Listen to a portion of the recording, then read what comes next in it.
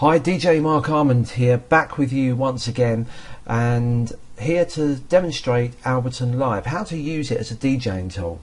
Now, what you see in front of you is Ableton Live 7, but what I'm about to show you will be applicable to both 5, 6, 7 and 8. We're not going to get into great depth of knowledge of this program, we just don't have time. I'm going to show you the bare minimum you need to know to get started with mixing on Ableton Live. Now, if you have a look at this, we're currently viewing what is called the session view. Now, as a DJ, I don't really need the session view.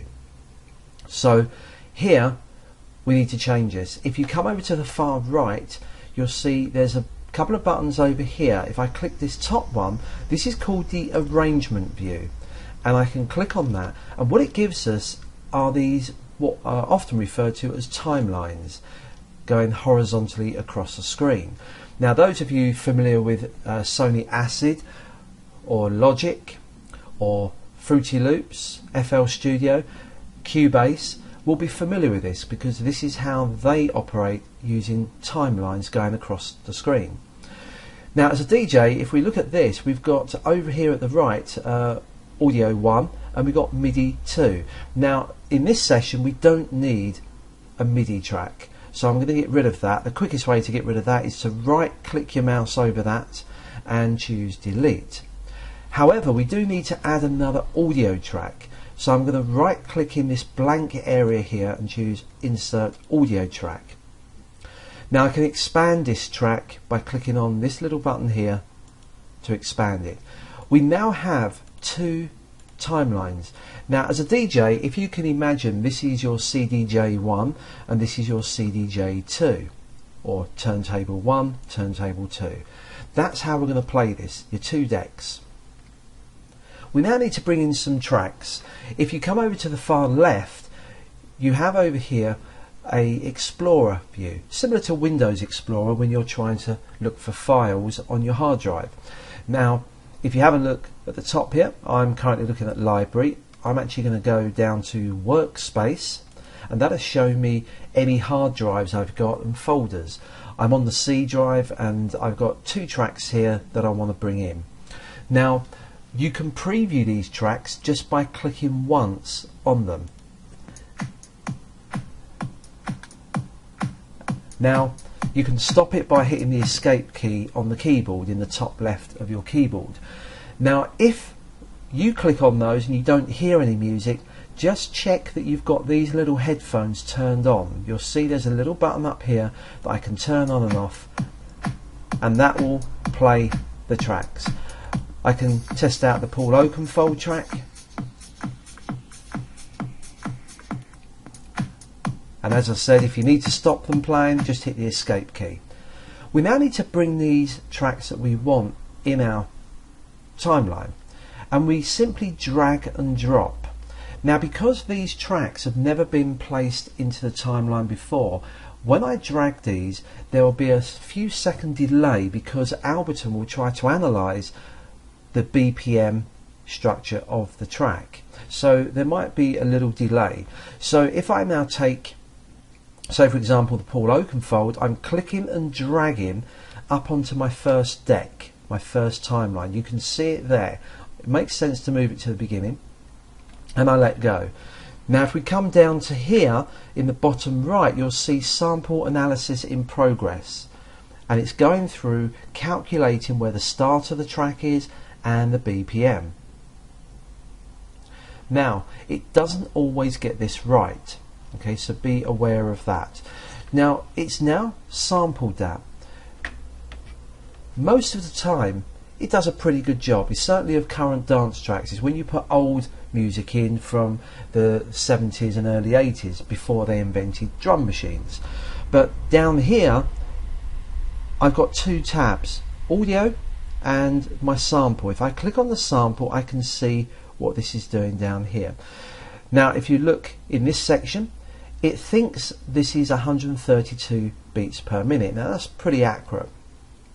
Now, when you come down here, there's one important thing we need to do. We need to make sure that it's detected the first beat correctly.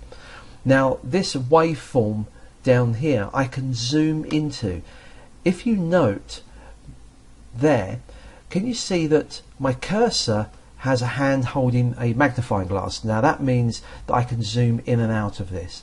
I'm going to bring it over to the beginning, and to zoom in and out you hold your left mouse button down, and I can pull the mouse towards myself and you'll see it zooms in. If I push the mouse away from me, it zooms out, so it zooms in. So I'm going to zoom right in, and you can also move your mouse left and right on here.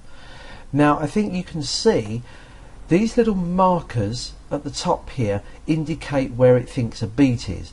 Now looking at this, it's actually out. You can see that here it's slightly off of each beat, and that's because it started in the wrong place. So what I'm going to do is to zoom in a bit more, and this little yellow marker is where the first beat should be. Now I believe that to be here, so I shall move it there. Then all you need to do is right click on that yellow marker and you choose set 1.1.1 here. Okay, and that will then set that as a beginning. I'll then right click and say warp from here, and that will then warp it from there. Now if you've never looked at Ableton Live before and you wonder what I'm talking about warp, then I'll explain it in another video. But warping is really the program working out where to put these little markers to tell it where the beats are.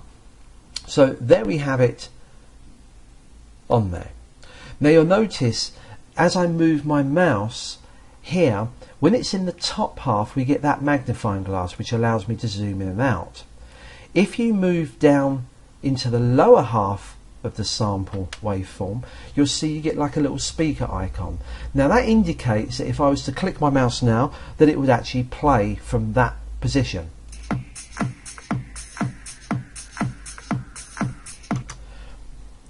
And you can hit the space bar on your keyboard to stop playing. Now we've set up that track, it's up here. Now I can do a similar thing of playing it on the main timeline. As I move my mouse up into this numbered area here, can you see I get the same speaker icon on my mouse, which means that if I click, it plays the track from that point. And again I can hit the space bar, or I could have clicked on this button here, which is your stop. Users of iPods and CDs will know what these three buttons are. There's a record button, stop button and play button. So that's that one. If we want to zoom in onto the timeline, if I move my mouse above this numbered section, can you see we get the magnifying glass again? That means I could hold down my mouse button and pull backwards or forwards to zoom in and out. You could also move left and right to slide the track along. Now I'm going to come over here, I'm going to zoom out and find an area where I want to mix into.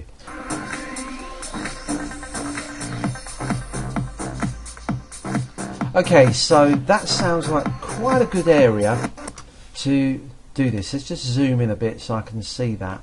So somewhere along here might be a good position to mix. We then need to bring the other track in, and we do that just by dragging and dropping onto our second timeline or our second CDJ deck line, and we grab the other track and we pull it in. There it is there, and drop it roughly where we want it. It doesn't have to be exact, and again it's going to sample. If you look down here, it's now sampling this to work out the BPM of this particular track. And once it's done that, okay, it's estimated it's 128 BPM. You can see that here. We repeat what we did before. I need to make sure that this yellow marker has picked up the first beat. So I'm going to zoom in by pulling my mouse back down on here, and you can see it hasn't guessed the beginning of the track, so I'm going to slide that back. Then going to right click, set it as 1.1 here, and then I'm going to warp it from here. Okay, and that'll warp that track there. Once we've done that, we can then find where to start this track off. Now, over here on the far right, it's telling us we've got our audio 1, audio 2. We've also got these numbers in yellow, 1 and 2. Now these can be muted, so if I don't want to hear this track 2 yet, I can turn that off and you'll see the yellow turns off. We can now just check where we want this next one to start.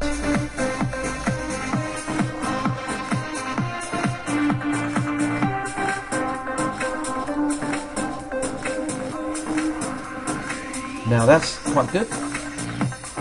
Okay, right, so just here. So I'm going to drag this to be roughly where I want it to go. So this looks like where the beat kicks back in. So let's just move that so this lines up. Okay, it snaps into place. So I think down here is where it should play from. Let's just check that. Actually, it's a bit further up here, so I'll move it to here. So that's where the first beat kicks back in, and I want this one to come in at the same time. Now we'll play both of these now to see if it works. Forget about the volume levels at the moment.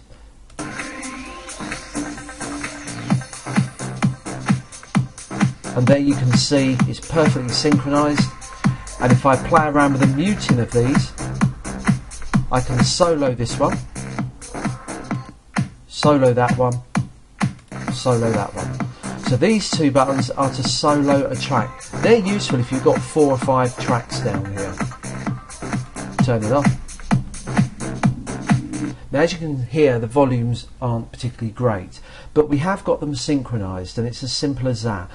So finally, to finish off this tutorial, is to alter the volumes.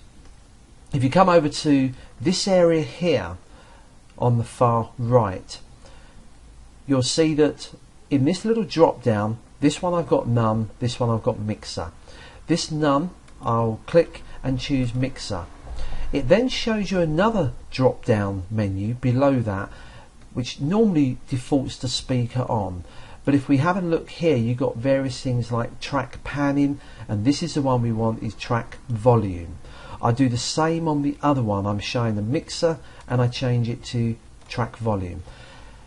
This little red line here indicates the volume, and I can grab hold of that and move it up or down, and it will alter the volume of that track playing. You can also put little markers on here, so when this comes in, we don't need this to be quite as loud. So what we'll do is we'll put a marker somewhere along this line here. I'm just going to double click and it will put a marker in there. It's almost like putting a pin in an elastic band to hold it into position. Okay, didn't mean to do that.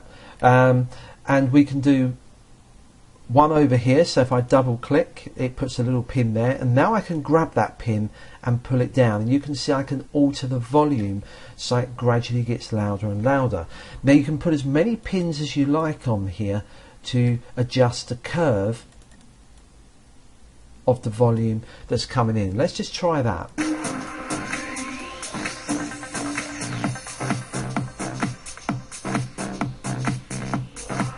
And you can hear the volume is picking up on the second track.